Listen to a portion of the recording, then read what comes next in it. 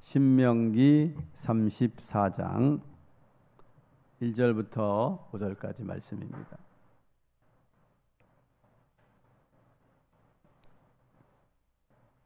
함께 읽겠습니다. 모세가 모압 평지에서 느보산에 올라가 여리고 맞은편 비스가 산꼭대기에 이르매 여호와께서 길르앗 온 땅을 단까지 보이시고 또 온 납달리와 에브라임과 므낫세의 땅과 서해까지의 유다 온 땅과 네겝과 종려나무의 성읍 여리 골짜기 평지를 소알까지 보시고 여호와께서 그에게 이르시되 이는 내가 아브라함과 이삭과 야복에게 맹세하여 그의 후손에게 주리라 한 땅이라. 내가 내 눈으로 보게 하였거니와 너로 그로 건너가지 못하게 하리라 하시매 이에 여호와 종 모세가 여호와의 말씀대로 모압 땅에 죽어라고 하는 사실 오늘은 창세기부터 모세 성경 전체를 통해서 광야라고 하는 제목 설교 제목을 가지고 함께 은혜를 나누길 원합니다. 여기 모세가 이끌고 이제 나아가는 사람들은 광야 사람이에요. 광야에서 출생하고 광야에서 태어난 자라난 그런 사람들입니다. 가데스 바네아에서 정탐꾼을 보내고 믿음으로 약속 땅을 바라보지 못하고 원망하고 불평해서 결국 40년 동안 광야에서 살게 되고 부모 세대 여호수아와 갈렙 외에 모든 세대가 죽었고 이제 모세마저도 이제 오늘 본문 말씀에 있는 것처럼 죽었습니다. 그렇죠? 그래서 이제 다시 하나님이 새롭게 세워진 다음 세대를 향해 갈 바를 알지 못하고 거처가 정해지지 않는 그런 어떻게 보면 텐트 생활을 하고 있는 지내는 사람들에게 하나님이 어떤 마음을 가지고 있을까 그 백성을 향해서. 그래서 모세오경이라고 말하면 창세기, 출애굽기, 레위기, 민수기, 신명기 5개 책을 모세오경인데 이 광야 생활을 하면서 40년 동안 돌면서 많은 이야기를 들었겠죠. 조상들에 관한 이야기, 하나님 어떻게 했던 이야기들을 들었을 것입니다. 그러나 그들에게 분명한 질문이 있었을 거예요. 도대체 우리가 누구이길래 이렇게 우리는 광야를 떠돌고 있는 것일까라는 생각을 하고 있었을 것입니다. 그래서 출애굽기 모세오경은 그들에게 너네들이 누구인지 하나님이 어떤 분인지 어떤 약속을 하고 있는지 어떤 언약의 관계가 있는지를 보여주기 위해서 모세오경을 통해서 기록해 놓고 있다는 것을 여러분 기억하길 간절히 원합니다. 그래서 우리가 코로나 시대에 많은 재앙을 맞이하고 있기도 하고 그렇죠? 요즘 전 세계적으로 별의별 위험과 사고들과 재앙들이 많이 나오고 코로나 시대로 시작되면서부터 코로나 이전과 이후 세대로 완전히 나누고 있고 어쩌면 우리가 이 아침에 광야 속에 있는 사람처럼 그렇죠? 그런 어떤 두려움과 앞으로 이 세상이 어떻게 될 건지에 대한 여러 가지 어려움 속에 있는 우리에게 오늘 모세가 통해서 말씀했던 모세오경을 통해서 우리가 꼭 붙들어야 될 말씀이 어떤 것일까 함께 좀 나누고 하나님의 음성을 듣기를 간절히 원합니다. 항아리를 가득 채우기 위해서 여러분 한 선생님이 제자에게 큰 돌들을 좀 갖다 넣으라고 했어요. 다 채웠습니다 라고 말했더니 그 다음에는 자갈을 좀 갖다 넣어라 라고 말했고 그리고 세 번째는 모래를 갖다 부으라고 그랬어요. 그래서 그런 후에 또 가니까 이번에는 거기다 물을 채워라 라고 해서 항아리를 꽉 채운다는 거지요. 여러분 인생을 꽉 채우기 위해서 여러분 만약에 모래를 먼저 넣는다면 큰 돌을 거기다 넣거나 채우지 못했을 거예요. 우리가 인생을 살아가면서 소위 우리가 이 광야길을 걸으면서 많은 것들 보아야 되고 해야 되지만 이제 코로나 이후의 삶 안에 내게 가장 그 가치가 있는 큰 가치가 있는 것들이 어떤 것들인지 먼저 이런 중요한 가치들이 우리에게 세워질 때 우리가 하나님의 나라가 주는 놀라운 축복들을 우리가 누릴 수 있잖아요. 그래서 저는 이 세 가지 큰 돌, 우리 인생을 통해서 우리가 먼저 정말 꽉 차게 채우기 위해서 해야 될 가장 소중한 가치 있는 일들을 하나 모세오경을 통해서 많은 이야기를 하고 있지만 오늘 세 가지 큰 가치를 우리 인생 안에 좀 꼭 채워 넣어서 그래서 그로 말미암아 가지는 풍성한 은혜가 있어지기를 주의 이름으로 간절히 축복합니다.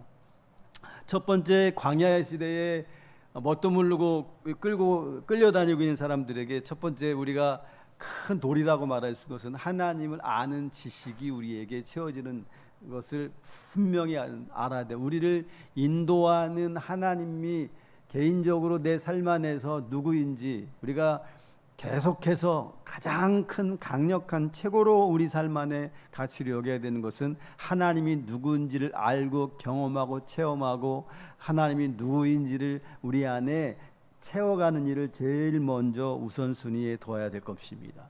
광야에 40년 동안 하나님이 이들을 먹고 입히셨어요. 신명기 8장 3절에 보면 40년 동안 내 의복이 헤어지지 않게 하였으며 내 발이 부르트지 아니하게 하지 않았느냐라고 말하면서 하나님이 광야길 동안에 하나님이 그들을 잘 인도하셨습니다.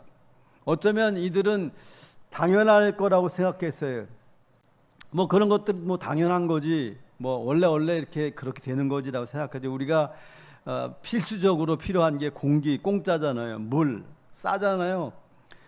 이것들이 당연히 주어지는 것이라고 생각되어지잖아요. 여러분, 밥맛 좋으십니까? 입맛 좋으세요? 이게 이런 것마저도요, 내 맘대로 안 될 때가 있을 때 얼마나 괴로운지 몰라요. 그런데 여러분, 우리가 사는 삶 안에 우리도 모르게 이런 것들, 우리에 주어진 많은 은혜들이 있는데 그냥 당연시하고 다 그런 거야 라고 생각할 줄을 몰라요. 어쩌면 광야에 있는 사람들은 하나님이 그들을 인도하셨는데 아주 정말 말씀한 대로 의복이 헤어지지 아니하도록 발이 부르트지 아니하도록 신발을 예비해 주시고 그런 일을 하셨는데도 불구하고 어쩌면 자신을 인도하신 하나님이 누구인지를 잘 이해하지 못하고 있을지는 몰라요. 모세오경은 이러한 것들을 반복해서 보여주고 있어요. 너희를 인도하시는 하나님이 어떤 분이신지 말씀해주고 있어요. 첫 번째 창세기 1장에서 제일 먼저 그들에게 보여주고 있는 것은 하나님이 누구냐라고 하는 것. 창세기 1장 1절에 뭐라고 얘기하고 있어요? 하나님이 태초에 천지를 창조하셨다라고 하는 메시지 시작되어지는 성경의 가장 첫 출발에 시작되어지는 선언과 선포는 너가 믿는 하나님은, 너희들을 인도하신 하나님은, 너희들을 보호하신 하나님은, 너희를 지키는 하나님은 천지를 창조하신 하나님이시다. 온 땅과 우주를 운행하시며 만드신 세상을 창조하신 분이 너희 하나님임을 제일 먼저 선언해 놓고 있는 거예요. 야, 니네들 인도하는 분이 누군지 아니? 하늘과 하늘의 별과 땅과 너네들, 이 땅을, 이 광야의 모든 것들을 조성하시고 만드신 분이 하나님이시야. 믿으십니까? 이 굉장한 거거든요. 나를 보호하신 분이 전능하신 분이신데 세상을 창조하신 하나님이다라고 성경이 말씀해 주고 있는 것입니다. 너희에게 언약을 세우시고 너희를 입히시고 먹이시는 분, 그래서 모세오경의 신명기, 창세기, 출애굽기, 레위기를 통해서 계속 보여주고 있는 것은 하나님이 전능하신, 하나님이 누구신지를 설명하는 일들이 굉장히 많아요. 광야에서 정말 갈 바를 알지 못한 이들에게 하나님이 자신을 소개하면서 말씀해주고 광야의 삶을 사는 동안에 하나님 명백하게 그들이 볼 수 있도록 하나님이 증명해 보이고 있습니다. 그러죠? 출애굽기에 특별히 자신의 하나님을 보이기 위해서 그를 증명했지요. 광야 같은 삶의 사람들에게 숨도 쉬지 못하는 삶의 정황들 속에서 뒤에는 애굽의 군대가 달려오고, 그렇죠? 앞에는 홍해가 놓여져 있고 오른쪽 옆에 돌아갈 수 있는 길에는 광야길이고 거기는 사막이에요. 아무도 지나갈 수 없는 사막의 길이 있고, 그런 상황에서 그쵸, 몰아치고 있는 그런 상황에서 하나님이 자신이 정말 그쵸, 출애굽을 통해서 10가지 재앙을 통해서 하나님이 누구임, 그 땅 유대 그 땅 애굽의 그 당시에 가장 강력한 신이라고 여기는 애굽을 은이 섬겼던 분보다 훨씬 더 크신 하나님이 너희를 인도하였고, 너희들 홍해를 갈게 인도하고, 지금까지 너희를 인도하셨고, 너희 옷을 하나도 헤어지지 않게 하고 신발이 닳지 않게 하신 하나님이 바로 너희 하나님이야 라고 그들을 놀랍게 하나님이 소개하고 있는 것을 볼 수 있습니다. 여러분, 성경의 마지막 책이 무슨 책이지? 영연아? 성경의 마지막 책이 무슨 책이야? 그렇죠? 요한계시록입니다. 요한계시록. 정말 그들은 정말 죽을 것 같은 상황 속에 있습니다. 도미티안 박해로 전국적으로 예수 믿는다는 이유 때문에 목숨이 위태한 삶을 살아가는, 숨도 쉬지 못하는, 아주 정말 그 앞길이 전혀 보이지 아니한 그런 정형 가운데 때론 사람들이 배교하기도 하고, 그렇죠? 우리가 늘 살펴봤지만 담임 목회자는 정말 순교자 자리에 소위 유배가 가 있고, 그렇게 믿고 그렇게 신실했던 그쵸, 어느 집사, 교회 집사 장로는 순교당해 죽고 있고, 막 이렇게 엄청난 위기 속에 정말 풍전등화와 같은 상황에 있는 그런 광야 같은 자리에 있을 때 하나님 놀랍게도 요한계시록에 하나님을 소개하고 있는데 전능하신 하나님이시다라고 소개하고 있어요. 하나님 자신, 나는 전능한 하나님이다 이렇게 얘기해요. 여러분, 성경에 전능하신 하나님 몇 번이나 나올까요? 많이 나올까요? 영롱아, 많이 나올까? 굉장히 많이 나올 것 같죠. 어디에 나올까? 성경에는요, 딱 9번 나옵니다. 전능하신 하나님 자신을 얘기할 때 전능하신 하나님이라는 말 때 9번 나와요.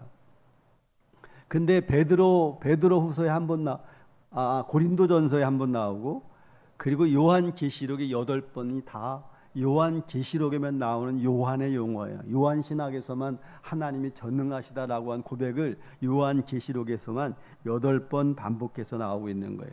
우리 하나님은, 우리 하나님은 정말 그 무너질 것 같지 않은, 영원히 정말 그 해가 떨어지지 않는 것처럼 보여지는 강대한 그 로마의 강력한 그 군대와 힘과 그것에 쫓김을 당하고 있는 그 백성들을 향해, 그 위험 속에 있는 사람들에게 너네들 두려워하지 마라고 말하면서 그런 위협 속에서 하나님이 나는 전능한 하나님이야, 천지를 창조한 하나님이라고 하는 동일한 메시지인 거죠. 광야에 내가 태초에 하나님이 천지를 창조했어라고 말한 것처럼 그 땅에 그 위기 속에 있는 사람들에게 요한계시록을 통해서 똑같은 표현은 뭐냐면, 나는 전능자 하나님이다, 나는 알파와 오메가다라고 자기 자신을 소개하고 있는 이유가 무엇일까요? 여러분, 죽음이 끝이 아니고 순교한 것이 끝이 아니고 그 죽음 위에 영원한 삶이 있다는 것들을 보여주고, 그 영원한 삶 안에 눈물도 슬픔도 고통도 아픔도 질병도 없는 그 영원한 나라에서 주님을 예배하며 영원히 하나님과 함께 할 거야. 내가 거기에 그 안에 그걸 조성하시고 그걸 계획하시고 예정하시고 인도하시는 전능하신 하나님이야 라고 요한계시록은 소개하고 있다는 사실을 여러분 기억하기를 주의 이름으로 간절히 축복합니다.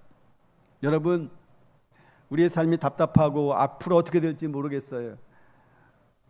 어떤 위협이 우리에게 찾아올지도 모르지만, 우리 삶 안에 강력하게 정말 큰 돌을 무게중심이 흔들리지 않고 우리가 붙잡아 낼 일은, 나를 인도하시는 하나님이 누구인지, 그분은 전능자이며 이 땅의 처음과 끝이 되시며 우리를 창조하시며 조성하신 분이심을 여러분 분명히 믿으시는 여러분들 간절히 원합니다. 이걸 믿는다면, 이걸 진심으로 믿는다면 무엇이 두렵겠습니까?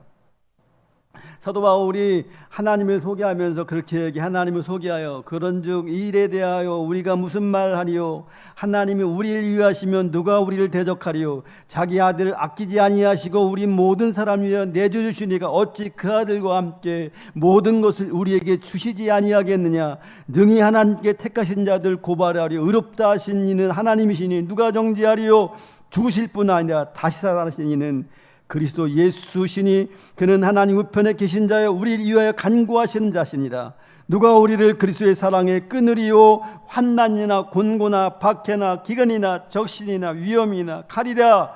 기록된 바 우리가 종일 주를 위하여 죽임을 당하게 되며 도살당한 양같이 여길 받다 딱과 같으리나 그러나 이 모든 일에 우리를 사랑하시려 말미암아 우리가 넉넉히 이기노. 내가 확신하노니 사망이나 생명이나 천사들이나 권사들이나 현재이나 장래나 능력이나 높음이나 깊음이나 어떤 피조물이라도 우리를 우리 주 예수 안에서 하나님의 사랑에 끊을 수 없다.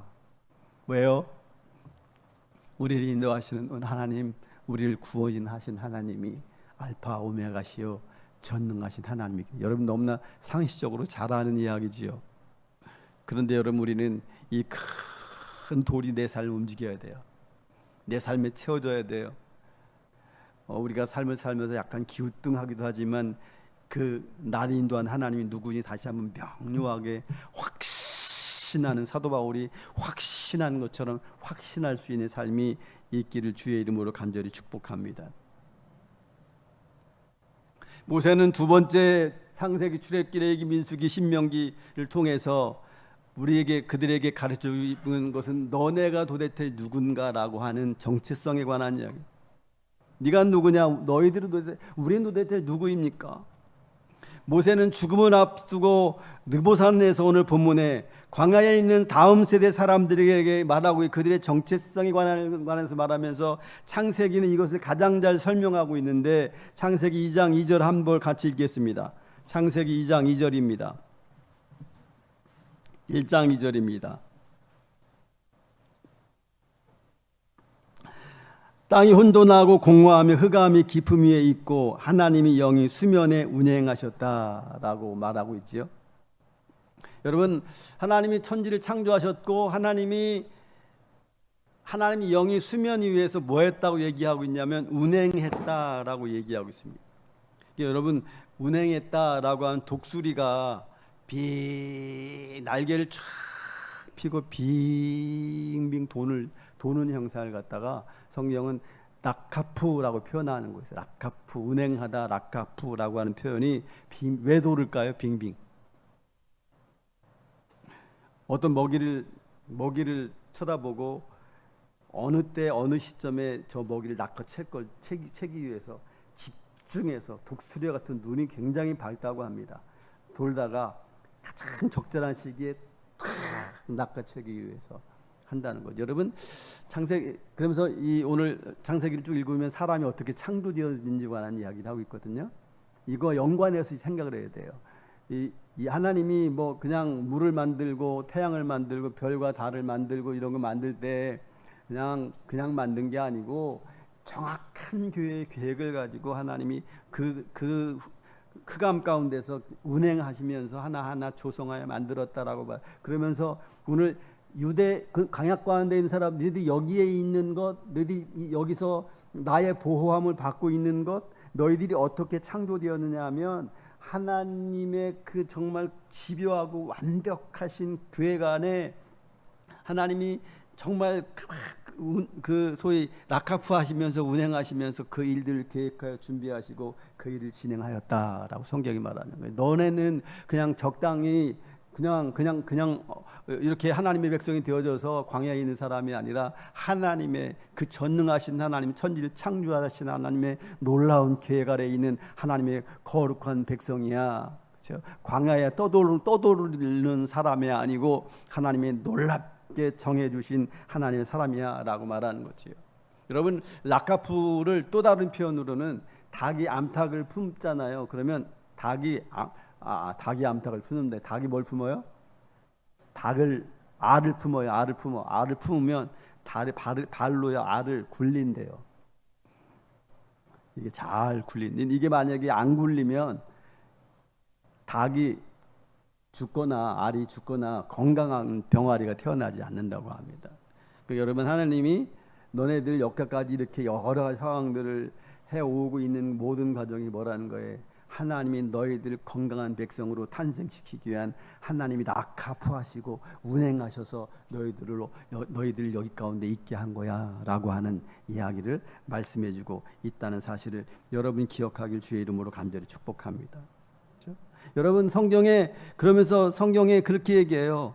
너네는 어떤 사람이냐면 창세기를 통해서 그 네 명의 인물, 네 인물과 그 사람들 통해서 반복해서 말씀드린 너희들은 하나님의 나라 유업을 물려받을 상속자다, 약속의 언약을 얻은 백성이다라고 한 이야기를 무수히 반복해서 말씀해 주는. 그럼 그 얘기가 뭐예요? 너네는 그냥 버려져 있는 인생이 아니다라고 성경이 말씀해 주고 있다는 사실을 여러분 기억하길 간절히 원합니다. 여호수아를 보면 참 재미있는 장면 중에 하나가 우리가 볼 수 있는데, 정탐꾼을 보내잖아요. 근데 정탐꾼을 가서 소위 가데스 바네아 때 정탐꾼의 그 정탐의 실패로 사람들이 망했는데, 이번에 두 번째 정탐꾼을 보냈는데 정탐꾼이 누가 더 정탐을 잘했을까요? 가데스 바네아의 12지파하고 똑같이 소위 요단을 보고 넘어가기 전에 여호수아가 정탐꾼을 보냈는데 누가 더 그 정탐의 의무를 잘 했을까요? 제가 보기에는 가데스 바네아에서 정탐한 사람들이 그 지역에 가가지고 뭐 거인이 있고 어떻고 뭐 땅 모양 어떻게 생겼고 아마 자세하게 보고를 했어요. 근데 여호수아의 정탐꾼의 보고에 의하면 가지도 못하고 정탐도 못했어요. 그냥 여리고에 가가지고 갔다가 무시무시한 무슨 그 사람들의 감신이 있었지만 결국 기생 라합이 만나고, 그리고 기생 라합이 그들을 보호해줬다는 얘기 하나 하기 위해서 써여진 것처럼 정탐의 내용이 없습니다. 그렇죠? 근데 그 기생 라합이 누구예요? 글자 그대로 기생이에요. 그 구원 받을만 해요? 별 볼 일 없어요. 아무것도 아니라고요. 그런데 단 한 가지, 그 정탐을 통해서 기생 라합을 구출해 주는 계획이 세워지고, 그 결국은 그 여리고가 무너질 때 기생 라합이 그들이 정탐한 대로 구원을 받게 되어지는 일들을 보여주고 있는 거라고. 그러면 이 이야기가 광야에 있는 사람들에게 어떻게 이야기가 들려질까요? 어쩌면 우리 같은 놈이 같은 삶을 사는 우리에게, 이 정처 없이 떠도는 우리에게 내게 어떤 의미가 있을까라고 말할지 모르지만 아니라는 거지요. 너희가 기생 라합처럼 버려진 것처럼 보일지 모르지만, 너의 처지가 지금 기생 라합처럼 정말 그보다 더 그런 삶의 정황이 있을 줄 모르지만 하나님의 계획은 그렇지 않아. 나는 너를 구원하기 위하여 그 일을 하였다라고 얘기하고 있는 거예요. 정탐꾼 한 기생 라합 하나를 구원하기 위해서는 하나님의 계획은, 여러분, 나 같은 놈, 하나님이 나 같은 놈을 구원하기 위해서 아니요, 나 한 사람을 구원하기 독생자들 보내시고 독생자들 찢어 죽이셔서 나를 내 백성 삼으시기 위해서 하셨다라고 하는 얘기가 그대로 그 말씀을 우리 하나님 음성으로 받을 수 있다는 사실을 여러분 기억하길 주님의 이름으로 간절히 축복합니다. 성경의 이야기를 예배소서 한번 읽어보아야 될 것 같아요. 예배소서 1장 3절부터 5절.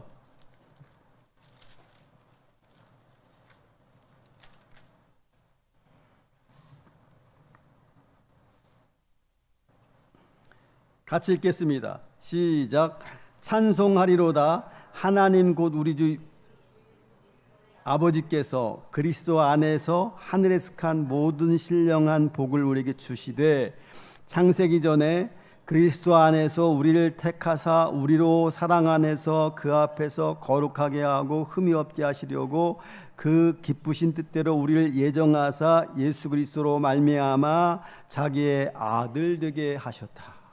여러분, 우리가 별 볼 일 없는 건지 모르지만 하나님이 창세기에 락가프하셨던 그런 그리고 정말 알을 굴리듯 우리의 인생의 모든 삶에 개입하셔서 오늘 나를 여기 있게 하시고 나를 부르셨고 나를 창세전부터 예정하셨고 계획하셨고 독생자 아들 보내심으로 말미암아 우리가 그분의 아들이라고 하는 정체성을 가졌다라고 성경이 말하는 거예요. 상속자 예수 그리스도를 말미암아 주어진 모든 유업을 물려받을 자가 바로 비록 내가 요 모양 요 꼴이고 그럴 줄은 모르지만 성경이 아니라는 거예요. 너는 내게 있어서 모든 것이라는 걸 얘기하고 있는 거예요.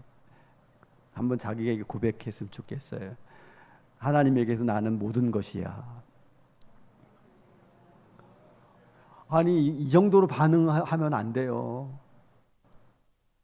이 모세가 이스라엘 백성들에게 그 정체성에 관한 이야기를 하면서 오늘 이 땅을 살아가면서 오늘 현재 우리는 예수 그리스도의 값으로 말미암아 그 값이 얼마, 예수님의 목숨의 값이 얼마나 될까요? 그 가치로 산 그런 하나님의 거룩한 백성이 된 그런 정체성을 가진 사람들이 바로 우리다라고 성경이 말하는 거예요. 여러분 베드로 후서에 보면 너희는 그러나라고 하는 표현이 있으면서 그러나 이렇게 얘기해요.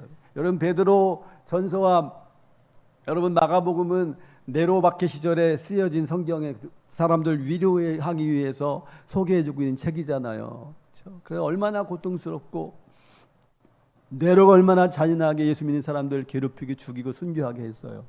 근데 그들 향해서 말하는 너네 그래서 우리가 이렇게 하다가 이렇게 살다가 처절하게 죽어가고 찢겨지고 짐승의 밥이 되고 이런 삶을 사는 거 아닌가라고 하는 사람에게 이렇게 얘기하는 거. 그러나 너희는 택하신 족속이요 왕 같은 제사장들이요 거룩한 나라요 그의 소유된 백성이니 이는 너희를 어두운 새에서 불러내어 그의 기이한 빛에 들어게 하신 아름다운 덕을 선포하게 하게 합니다 라고 말하는 우리를 여러분 스스로가요 자꾸 기죽지 말고 눈에 보이는 어떤 것 때문에 우리가 정말 낮아지지 말고 더 강력한 정체성을 가지고 우리가 그렇게 하나님의 거룩한 나라 택하신 족속의 왕같은 제사장이라고 하는 사실을 내가 그런 사람이라고 하는 사실을 정체성을 놓치지 않고 그 값을 가지고 사는 할렐루야 그런 소망과 그런 확신을 가지고 사는 삶을 살아가기를 주의 이름으로 간절히 축복합니다.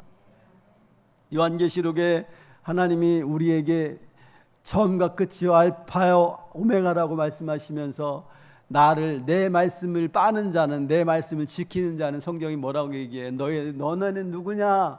너는 정말 복받은 사람이야 라고 말하는 거예요.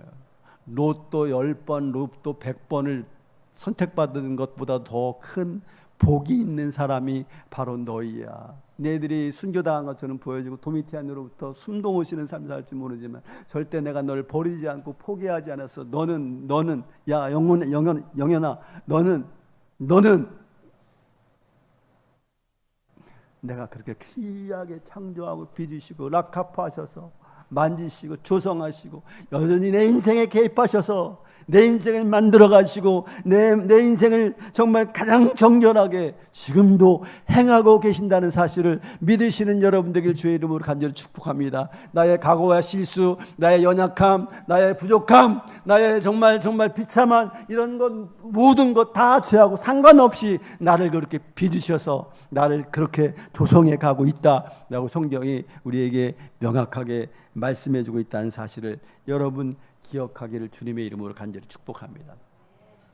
세 번째 우리 인생의 큰 도로 하나를 가져야 되는 것은 내가 언약의 백성인 것을 기억해야 돼요. 하나님은 이스라엘에게 시내산을 언약을 맺으면서 다음 세대에 다시 또 신명기 언약을 맺으면서 그들에게 말하고 있는 것은 너네는 나와 언약을 맺은 언약의 백성이 약속의 백성이야. 아브람과 야곱과 이삭에게 맺은 그 언약의 성취를 얻을 그런 하나님의 백성이야 라고 말하면 너네들은 우리가 하나님과의 언약을 얻은 백성이다 라고 말하는 여러분 언약이라는 게 뭘까요?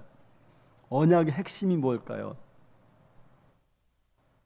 내가 너희 하나님이 되고 너희가 내 백성이 되고 앞으로 그래서 가나안 땅에 들어가게 되면 그 땅에 있는 모든 것들을 내가 너에게 줄 거야 라고 하나님이 하나님 스스로가 우리에게 찾아오셔서, 이게 종신 언약이라고 말하고 있는데, 우리가 어떤 대등한 어떤 언약이 아니라 주님 스스로, 하나님 스스로 우리에게 언약을 맺은 건 나는 너한테 그렇게 할 거, 그 일을 할 거야 라고 한 게 언약인 거예요. 그런데 여러분, 그런데 이 언약의 그 깊은 의미의 내용을 좀 살펴봐야 되는데, 주님이 그렇게 그 백성들이 율법을 주고 레위기를 통해서 절기를 만들어내시면서 너희들이 거룩한 백성이 되려면 이런 일을 해야 돼. 그 언약의 내용들이 굉장히 많이 있잖아요. 그 법계에 담겨져 있잖아요. 근데 이걸 정말 더 그 언약의 의중을 이해하지 못한 채 이스라엘 백성들은 정말 율법을 지키고 안식일을 지키고 절기를 지키고 그런 일을 다 했는데, 이런 내용들은 어디서 많이 살펴보면 분명하게 이해할 수 있냐면, 아모스를 통해서 우리가 선지서를 보면 그 언약의 하나님이 언약을 지키라고 하는 의중을 명확하게 이해할 수 있어요. 특별히 아모스를 살펴보면 여러분, 그 931년에 솔로몬이 죽고 남왕국과 북왕국, 북쪽에는 북쪽에는 여호르보암, 남쪽에는 르호보람 두 나라로 갈라져서 북쪽에 이스라엘이라고 남쪽을 유다라고 두 왕국으로 나눠주면서 그 나라가 급격히 쇠퇴해요.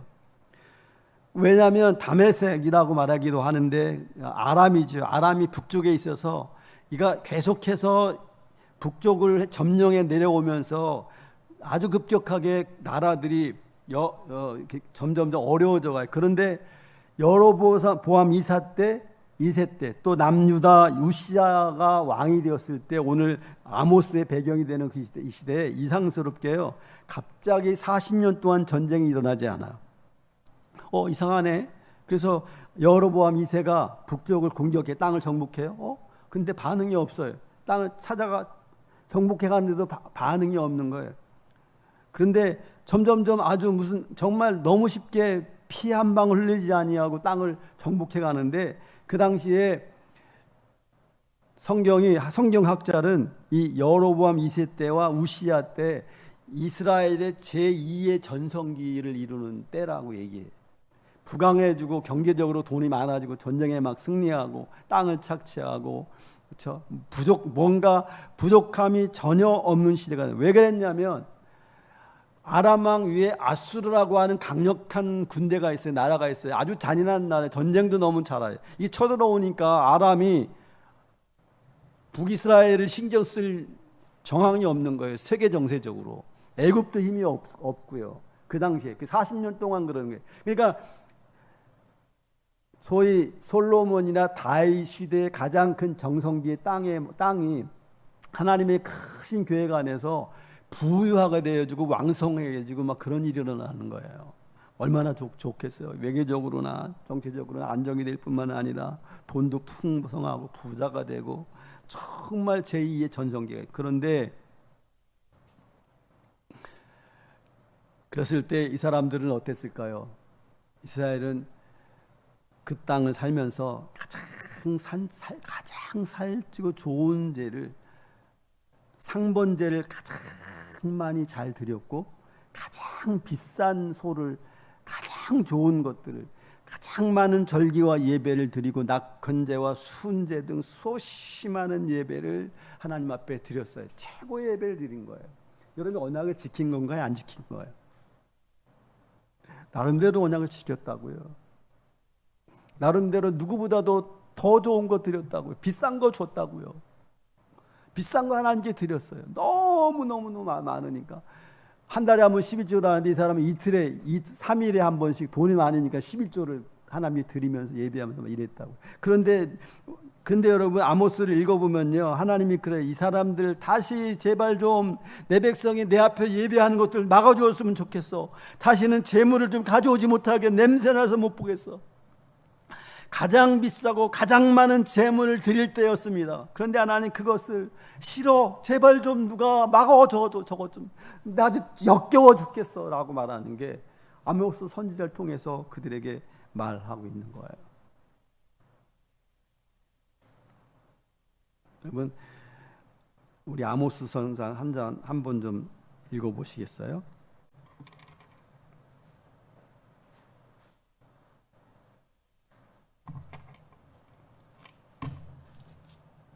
아모스 제 성경으로는 1275페이지인데 여러분 어떤지 모르겠어요.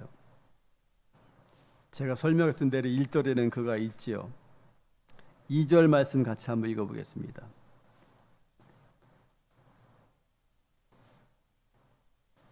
같이 읽겠습니다. 시작. 그가 이르시되 여호와께서 시온에서부터 부르짖으며 소리를 내시오 목자의 초장이 마르고 갈멜산 꼭대기가 마리로다. 하나님이 그런 시기에 있는, 정말 그렇게 많은 비싼 것들을 드리고 있는 시기에 아모스에게 임해서 말하는데, 여호와께서 하나님이 시온에서 뭐 했다고 얘기해요? 시온에서 부르짖었다라고 말해요. 시온은 예루살렘을 말하고 있는 거죠. 여러분, 여기 부르짖었다, 하나님이 부르짖었다라고 말하고 있는 거예요. 예루살렘으로부터 소리를 내시며 목자의 초장이 마르고 갈멜산 꼭대기에 마르리다라고 말하면서 부르짖었다라고 말하고 있는 거예요. 여러분, 여기서 소리를 지르다라고 말하는 것은 샤그예요, 샤그. 이게 무슨 뜻일까요? 아모스 3장 4절에 설명을 하고 있어요. 3장 4절 한번 같이 읽겠습니다.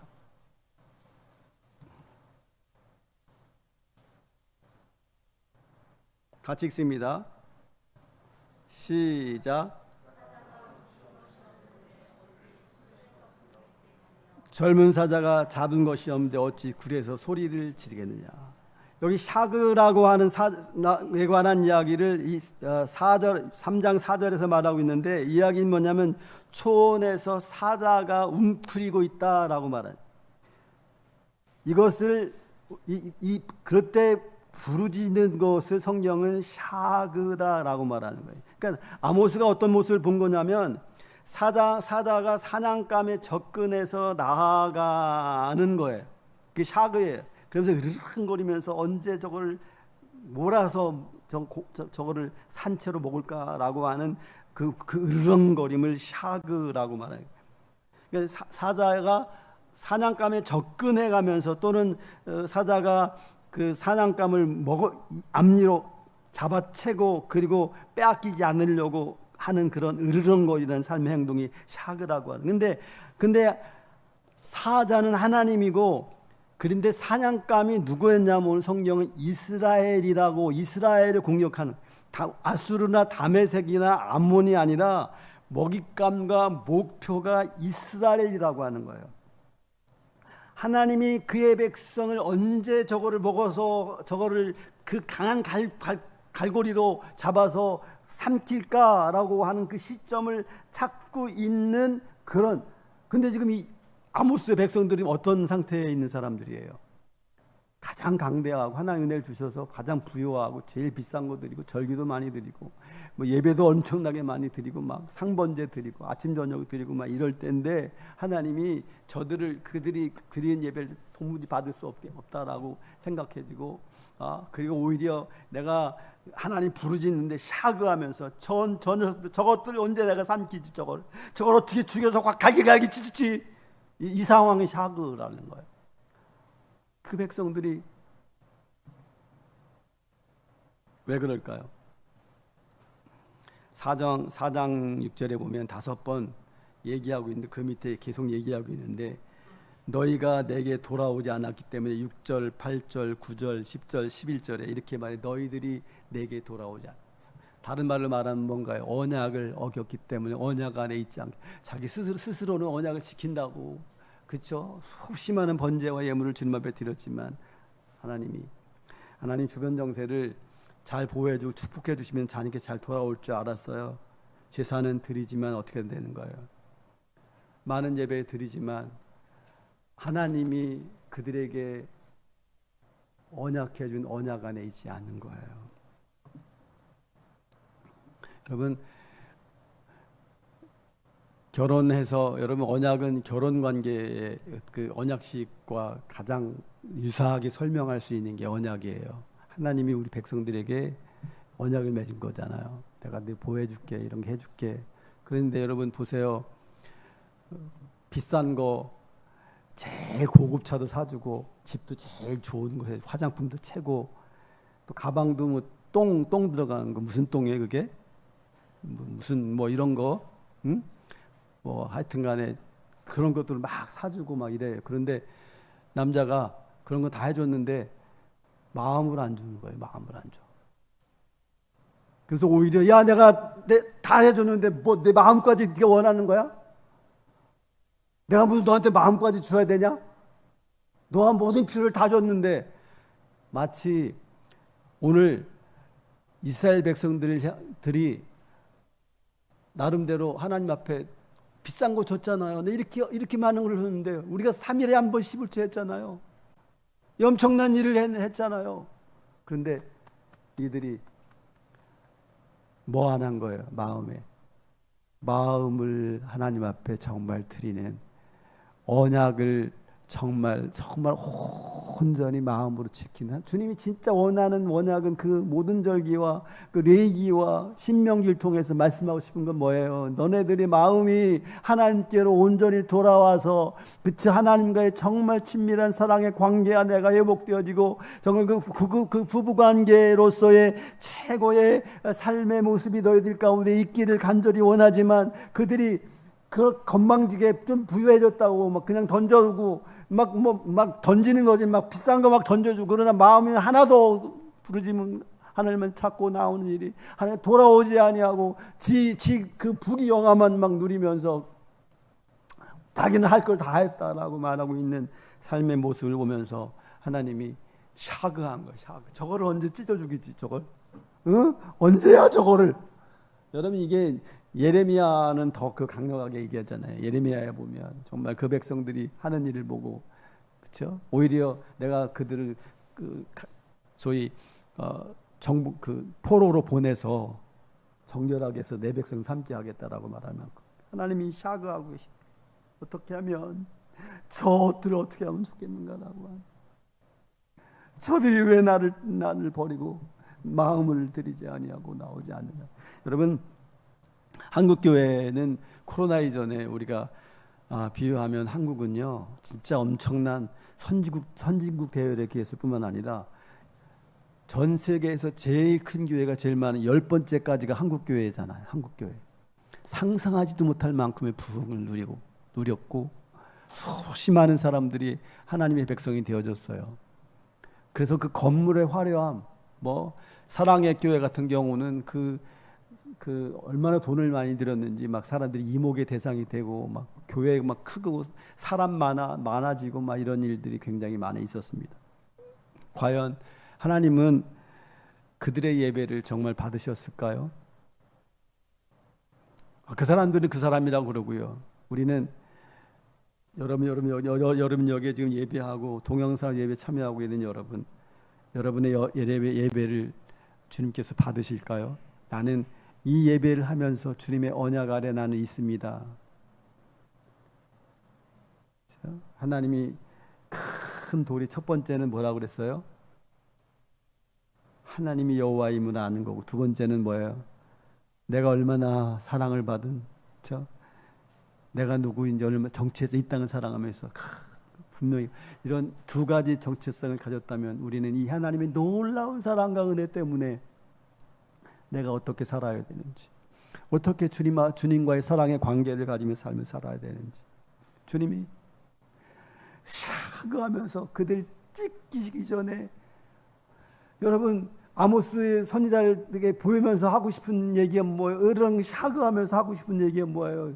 그 다음에 얘기거든요. 돌아와라 계속 반복하면 얘기는 여기, 제발 내가 널 찍고 싶은 마음이 아니라고. 나를 찍는 게 아니라 내가 너희들이 내 언약 안에서 복을 받고 내가 아브람과 야곱과 이삭에게 언약 맺은 그 언약의 결과들 너희 누리기를 원한다라고 하는 간절한 마음이 그 안에 있는 거예요. 그래서 울부짖으면서 제발 좀 돌아오라고, 제발 좀 마음을 가지고 나를 예배하고 마음을 가지고 내 백성으로 삶을 살으라고. 너는 내 백성 아니냐고 울부짖으며 부르짖으며 하나님이 그 백성을 향해 말씀하고 있다는 사실을 여러분 기억하길 간절히 원합니다. 여러분, 이 시대를 살아가면서 코로나 이후에 이제 저는 이 강단에서 여러 번 말했지만 코로나 정말 접촉 못하는 이 일은 하나님 멈추시게 하실 거예요.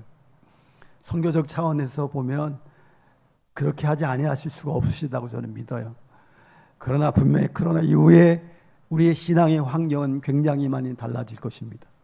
자연스럽게 여러분 이미 다음 세대 아이들에 있어서는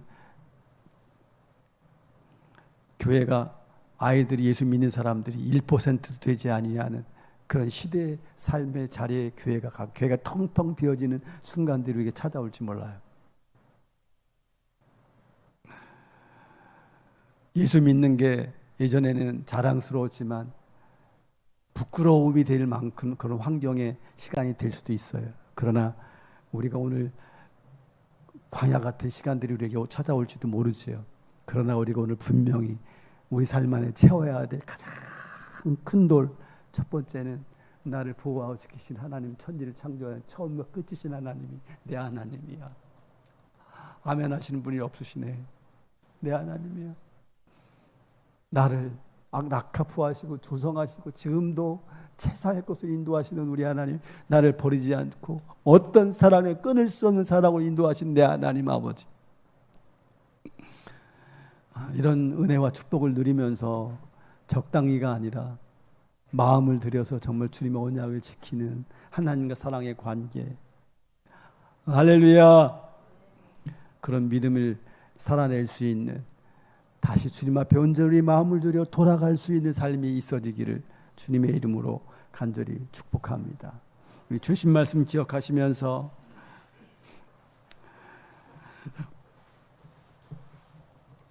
찬양하면서 나가겠습니다.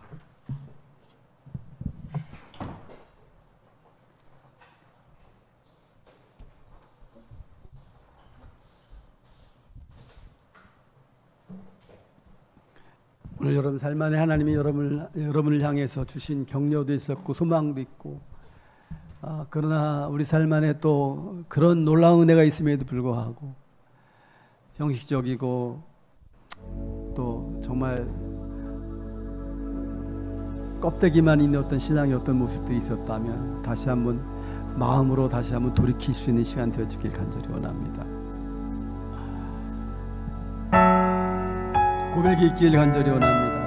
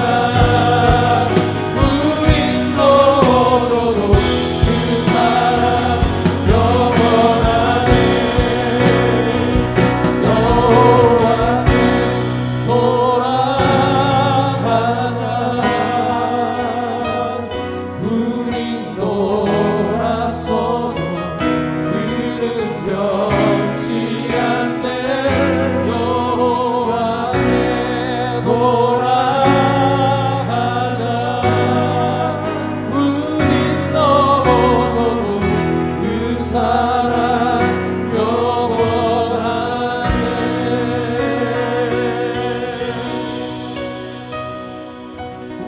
오늘 예배 후 시치가 있으니까 혹시 시간 되시는 분들은 교회 좀 정리 좀 하고 청소 좀 하고 그렇게 했으면 좋겠습니다. 기도하겠습니다. 살아계신 하나님 아버지, 광야 같은 시절을 지나가는 우리에게 우리가 가장 중요한 가추 여길 일들, 큰 돌들, 하나님을 아는 것, 하나님이 누구인지를 확신하고 나를 얼마나 사랑하고 내가 누구인지를 알고, 그리고 그렇게 주님 우리를 사랑하도록 맺어주신 언약을 지키며 마음을 다하여 주님을 예배하며 섬기는 거룩한 백성이 되라고, 그 가치의 돌들을 날마다 채우라고 말씀하신 하나님 아버지 앞에 찬송과 영광을 올려드립니다. 지금은 우리 주 예수 그리스도의 은혜와 하나님 아버지의 지극하신 사랑과 성령이 감화 감동 교통하심이 그렇게 주의 언약을 지키며 나가기 원하는 백성들을 위해 지금으로부터 영원토록 함께 하시기를 간절히 축원하옵나이다. 아멘.